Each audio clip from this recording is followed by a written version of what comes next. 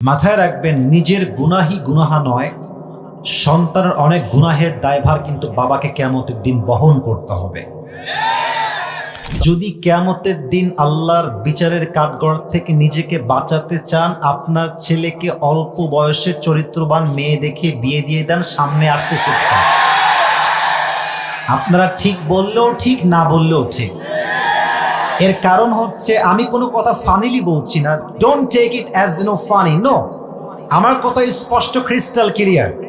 আপনি যদি আপনার ছেলেকে সঠিক বয়সে বিয়ে না দেন, আপনার ছেলে যত ঘাটে পানি খাবে প্রত্যেকটার দায়ভার কিয়ামতে আপনাকে বহন করতে হবে। আব্বাজান রাইট টাইমে বিয়ে দিয়ে দেন। তবে হ্যাঁ, আব্বাজান বলবে, হুজুর আপনাকে এত ভালোবাসি, আপনি কি বললেন, আমার সাথে তখন ইনকাম করাই শেখে নাই। একটা সলিউশন দিচ্ছি আব্বাজান, শোনেন। আপনি আপনার ছেলেকে বলেন যে, বাপ তুই বিয়ে কর, তোর বউকে 2 বছর আমি চালাবো, যা। বাপ কি একটা মেয়ের 3 বেলার খাবার দিতে পারে না? এক কথা কারে কই, পারে না? পারে না?